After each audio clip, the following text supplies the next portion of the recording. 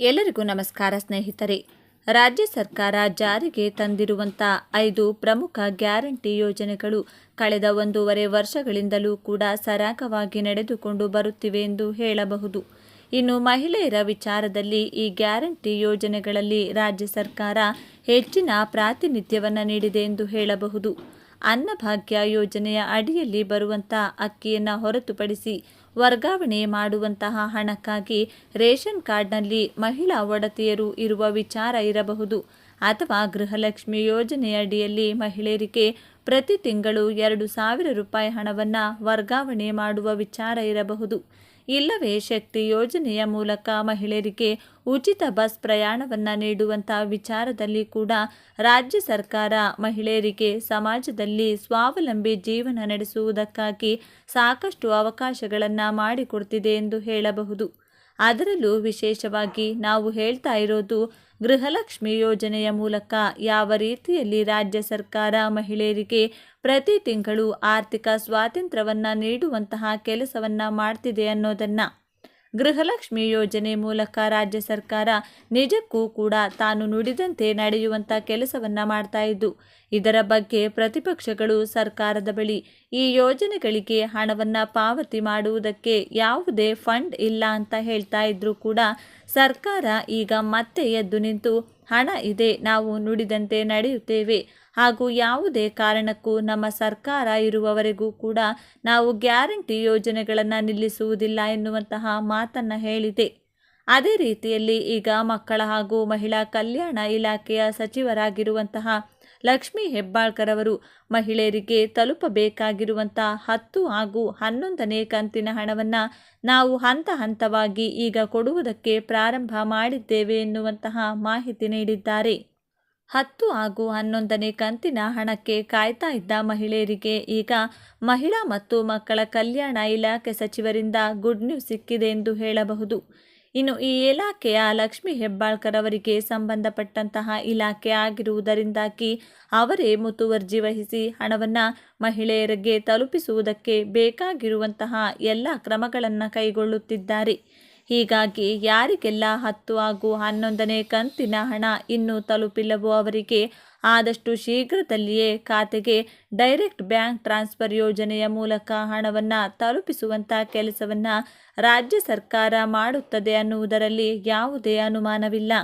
ಕೇಂದ್ರದಲ್ಲಿ ಅಧಿಕಾರಕ್ಕೆ ಬಂದ NDA ಸರ್ಕಾರವು ಸಮಾಜದ ಬಡವರು ಮತ್ತು ದುರ್ಬಲ ವರ್ಗದವರನ್ನು ಆಕರ್ಷಿಸಲು ಹಲವಾರು ಯೋಜನೆಗಳನ್ನು ಜಾರಿಗೆ ತರಲು ಸಜ್ಜಾಗ್ತಿದೆ. ಮುಂಬರುವ ಬಜೆಟ್ ಅಧಿವೇಶನದಲ್ಲಿ ಬಡ ಸಮುದಾಯಗಳ ಕಲ್ಯಾಣಕ್ಕಾಗಿ ಹಲವಾರು ನಿರ್ಧಾರಗಳನ್ನು ತೆಗೆದುಕೊಳ್ಳುವ ಸಾಧ್ಯತೆ ಇದೆ. ಕೇಂದ್ರ ಬಜೆಟ್ನಲ್ಲಿ PM ಕಿಸಾನ್ ಯೋಜನಾ ನಿಧಿಯನ್ನು 6,000 ರೂಪಾಯಿಗಳಿಂದ 8,000 ರೂಪಾಯಿಗೆ ಹೆಚ್ಚಿಸಲಾಗುವುದು ಎಂದು ಈಗಾಗಲೇ ವರದಿಗಳು ಬಂದಿವೆ. ಕೇಂದ್ರ ಸರ್ಕಾರವು ಮತ್ತೊಂದು ವಿಷಯದ ಬಗ್ಗೆ ಪ್ರಮುಖ ನಿರ್ಧಾರ ತೆಗೆದುಕೊಳ್ಳಲಿದೆ. ಇದು ಪ್ರತಿ ಕುಟುಂಬಕ್ಕೆ 10 ಲಕ್ಷ ರೂಪಾಯಿಗಳವರೆಗೆ ಪ್ರಯೋಜನವನ್ನು ನೀಡುತ್ತದೆ ಎಂದು ನಿರೀಕ್ಷಿಸಲಾಗಿದೆ. ಏನಿದು 10 ಲಕ್ಷ ರೂಪಾಯಿ? ಬಡವರು ಮತ್ತು ಮಧ್ಯಮ ವರ್ಗದವರನ್ನು ಹೆಚ್ಚು ಹೆದರಿಸುವುದು ಚಿಕಿತ್ಸೆಯ ವೆಚ್ಚ. ನಾವು ಸರ್ಕಾರಿ ಆಸ್ಪತ್ರೆಗಳಿಗೆ ಹೋಗಲು ಸಾಧ್ಯವಿಲ್ಲ, ಖಾಸಗಿ ವಲಯದಲ್ಲಿ ಬಿಲ್ ಪಾವತಿಸಲು ಸಾಧ್ಯವಿಲ್ಲ, ಆರೋಗ್ಯ ವಿಮೆ ಎಲ್ಲರಿಗೂ ಲಭ್ಯವಿಲ್ಲ. ಈ ಹಿನ್ನೆಲೆಯಲ್ಲಿ ಎಲ್ಲರಿಗೂ ಉತ್ತಮ ವೈದ್ಯಕೀಯ ಸೇವೆ ಒದಗಿಸಲು ಕೇಂದ್ರ ಸರ್ಕಾರ ಮಹತ್ವದ ನಿರ್ಧಾರ ಕೈಗೊಂಡಿದೆ. ಇದರ ಭಾಗವಾಗಿ ಆರೋಗ್ಯ ವಿಮಾ ಯೋಜನೆ ಆಯುಷ್ಮಾನ್ ಭಾರತ್ ಯೋಜನೆಯನ್ನು ಪರಿಚಯಿಸಲಾಗಿದೆ. ಈ ಮೂಲಕ ಕುಟುಂಬವು ವರ್ಷಕ್ಕೆ 5 ಲಕ್ಷ ರೂಪಾಯಿಗಳವರೆಗೆ ಆರೋಗ್ಯ ವಿಮಾ ರಕ್ಷಣೆಯನ್ನು ಪಡೆಯುತ್ತದೆ. ಆಯುಷ್ಮಾನ್ ಭಾರತ್ ಯೋಜನೆಯ ಲಾಭ ದುಪ್ಪಟ್ಟಾಗಲಿದೆ ಎಂದು ನಿರೀಕ್ಷಿಸಲಾಗಿದೆ. ಈ ಹಿಂದೆ ಈ ಯೋಜನೆಯಡಿ ಒಂದು ಕುಟುಂಬಕ್ಕೆ ವರ್ಷಕ್ಕೆ 5 ಲಕ್ಷ ರೂಪಾಯಿಗಳ ವಿಮೆ ನೀಡಲಾಗ್ತಿತ್ತು. ಇದನ್ನು ಈಗ 10 ಲಕ್ಷ ರೂಪಾಯಿಗೆ ಹೆಚ್ಚಿಸಲಾಗುವುದೆಂದು ರಾಷ್ಟ್ರೀಯ ಆರೋಗ್ಯ ಪ್ರಾಧಿಕಾರದ ಅಧಿಕಾರಿಗಳು ತಿಳಿಸಿದ್ದಾರೆ. ಇದಲ್ಲದೆ ಈ ಯೋಜನೆಗೆ ಅರ್ಜಿ ಸಲ್ಲಿಸುವ ಫಲಾನುಭವಿಗಳ ಸಂಖ್ಯೆಯನ್ನು ದ್ವಿಗುಣಗೊಳಿಸುವ ಗುರಿಯನ್ನು ಕೇಂದ್ರವು ನಿಗದಿಪಡಿಸಿದೆ ಮತ್ತು 3 ವರ್ಷಗಳಲ್ಲಿ ಅದನ್ನು ಸಾಧಿಸುವ ಗುರಿಯನ್ನು ಹೊಂದಿದೆ. ಈ ಯೋಜನೆಯಲ್ಲಿ 70 ವರ್ಷ ಮೇಲ್ಪಟ್ಟವರಿಗೆ ಆದ್ಯತೆ ನೀಡಲಾಗುವುದು. ಅವರನ್ನು ತಕ್ಷಣವೇ ಫಲಾನುಭವಿಗಳಾಗಿ ಸೇರಿಸಲಾಗುವುದು. ದೇಶದಲ್ಲಿ ಇಂತಹ ಸುಮಾರು 5 ಕೋಟಿ ಜನರಿದ್ದಾರೆ ಎಂದು ಅಂದಾಜಿಸಲಾಗಿದೆ. ಆಯುಷ್ಮಾನ್ ಭಾರತ್ ಯೋಜನೆಯ ಆರಂಭದಲ್ಲಿ ಇದು 70 ವರ್ಷಕ್ಕಿಂತಲೂ ಮೇಲ್ಪಟ್ಟವರಿಗೆ ಅನ್ವಯಿಸುತ್ತಿರಲಿಲ್ಲ. ಆದ್ದರಿಂದ ಅವರನ್ನು ಸಹ ಯೋಜನೆಯಲ್ಲಿ ಸೇರಿಸಲಾಗುತ್ತಿದೆ ಎಂದು ಅಧ್ಯಕ್ಷೆ ದ್ರೌಪದಿ ಹೇಳಿದರು. ಅವರು ಸಂಸತ್ತಿನಲ್ಲಿ ಮಾಡಿದ ಭಾಷಣದಲ್ಲಿ ಹೇಳಿದರು. ಪ್ರಸ್ತಾವನೆಯ ನಿರ್ಧಾರವನ್ನು ಸರ್ಕಾರ ಅನುಮೋದಿಸಿದರೆ ಪ್ರತಿ ವರ್ಷ ಕೇಂದ್ರದ ಮೇಲೆ 12,076 ಕೋಟಿ ರೂಪಾಯಿಗಳ ಹೆಚ್ಚುವರಿ ಹೊರೆ ಬೀಳಲಿದೆ ಎಂದು ಅಂದಾಜಿಸಲಾಗಿದೆ. ಈ ಯೋಜನೆಯಡಿ ಅರ್ಜಿ ಸಲ್ಲಿಸಿದವರಿಗೆ ಕೇಂದ್ರವು ಆಯುಷ್ಮಾನ್ ಕಾರ್ಡ್ ನೀಡುತ್ತದೆ. ಇದು ಆಧಾರ್ ಕಾರ್ಡ್ ಇದ್ದಂತೆ. ಯೋಜನೆಯ ಫಲಾನುಭವಿಗಳ ಕುಟುಂಬವು ಆಸ್ಪತ್ರೆಗೆ ಹೋಯಿತು. ನೀವು ವರ್ಷಕ್ಕೆ 10 ಲಕ್ಷ ರೂಪಾಯಿಗಳವರೆಗೆ ಉಚಿತ ಚಿಕಿತ್ಸೆ ಪಡೆಯಬಹುದು.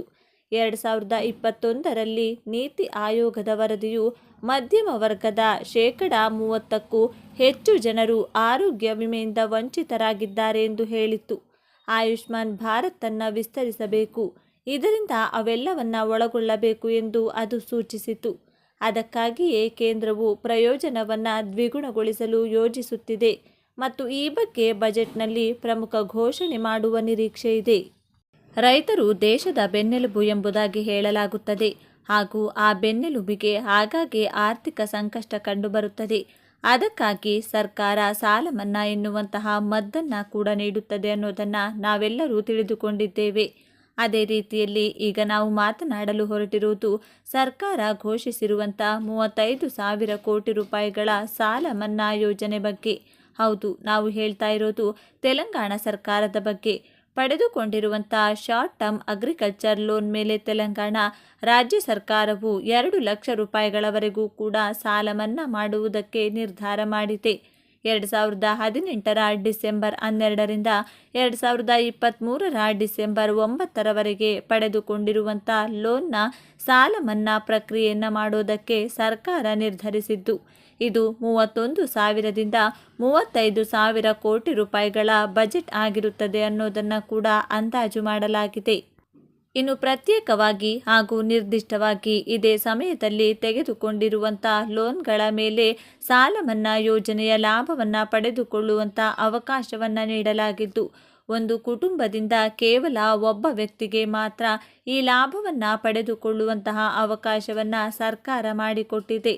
ಇನ್ನು ಈ ಸಾಲ ಮನ್ನಾ ಯೋಜನೆಯನ್ನು ನೋಡಿಕೊಳ್ಳುವುದಕ್ಕಾಗಿ ಒಬ್ಬ ನೋಡಲ್ ಅಧಿಕಾರಿಯನ್ನು ಕೂಡ ಈಗಾಗಲೇ ಸರ್ಕಾರ ನೇಮಿಸಿದೆ ಎಂಬುದಾಗಿ ತಿಳಿದು ಬಂದಿದೆ. ಲೋಕಸಭಾ ಚುನಾವಣೆಯ ಸಂದರ್ಭದಲ್ಲಿ ಕೂಡ ಇದು ಸಾಕಷ್ಟು ದೊಡ್ಡ ಮಟ್ಟದಲ್ಲಿ ಸುದ್ದಿ ಮಾಡಿದಂಥ ವಿಚಾರವಾಗಿತ್ತು. ಕೊನೆಗೂ ತೆಲಂಗಾಣ ರಾಜ್ಯ ಸರ್ಕಾರ ಈ ವಿಚಾರದ ಬಗ್ಗೆ ಕಾರ್ಯವಿಧಿಯನ್ನು ಜಾರಿಗೆ ತರುವಂತಹ ಕೆಲಸವನ್ನು ಮಾಡುವುದಕ್ಕೆ ಹೊರಟಿದೆ. ಇನ್ನು ಈ ವಿಚಾರದ ಬಗ್ಗೆ ತೆಲಂಗಾಣದ ರಾಜ್ಯ ಮುಖ್ಯಮಂತ್ರಿಯಾಗಿರುವಂಥ ರೇವಂತ್ ರೆಡ್ಡಿ ಅವರು ರೈತರ ಸಾಲ ಮನ್ನಾ ಮಾಡುವ ಯೋಜನೆಯನ್ನು ಆಗಸ್ಟ್ ತಿಂಗಳ ಒಳಗಾಗಿ ಸಂಪೂರ್ಣವಾಗಿ ಪೂರೈಸುವಂತಹ ಭರವಸೆಯನ್ನು ಕೂಡ ಈ ಸಂದರ್ಭದಲ್ಲಿ ನೀಡಿದ್ದಾರೆ. ಮುಂಬರುವಂಥ ರಾಜ್ಯದ ಬಜೆಟ್ ಮಂಡಳಿಯ ಸಂದರ್ಭದಲ್ಲಿ ಕೂಡ ಈ ಯೋಜನೆಗಾಗಿ ಹಣವನ್ನು ಬಿಡುಗಡೆ ಮಾಡುವಂಥ ವಿಚಾರವನ್ನು ಕೂಡ ಈ ಸಂದರ್ಭದಲ್ಲಿ ಅವರು ಹೇಳಿಕೊಂಡಿದ್ದಾರೆ. ಈ ರೀತಿ ಕೃಷಿ ಸಂಬಂಧಪಟ್ಟಂಥ ಲೋನ್ ಹೊರತುಪಡಿಸಿ ಬೇರೆ ಯಾವುದೇ ವಿಧದ ಲೋನ್ಗಳನ್ನು ಸಾಲ ಮನ್ನಾ ಯೋಜನೆಯ ಅಡಿಯಲ್ಲಿ ತಂದಿಲ್ಲ ಅನ್ನೋದನ್ನು ಕೂಡ ಈ ಸಂದರ್ಭದಲ್ಲಿ ಸ್ಪಷ್ಟಪಡಿಸಲಾಗಿದೆ. ಇನ್ನು ಕೆಲವೊಂದು ರೈತ ಸಂಘಟನೆಗಳು 2 ಲಕ್ಷ ರೂಪಾಯಿಗಳಿಗಿಂತ ಹೆಚ್ಚಿನ ಸಾಲ ಮನ್ನಾ ಲಿಮಿಟನ್ನು ನೀಡಬೇಕು ಎನ್ನುವುದಾಗಿ ಕೂಡ ಈ ಸಂದರ್ಭದಲ್ಲಿ ತಮ್ಮ ಆಗ್ರಹವನ್ನು ವ್ಯಕ್ತಪಡಿಸುತ್ತಿದ್ದಾರೆ ಎನ್ನುವ ಮಾಹಿತಿಗಳು ಕೂಡ ಕೇಳಿಬರುತ್ತಿದೆ. ಕರ್ನಾಟಕದಲ್ಲಿ ಕೂಡ ಇದೀಗ ಸಾಲ ಮನ್ನಾ ಬಗ್ಗೆ ಕೂಗು ಕೇಳಿಬಂದಿದೆ.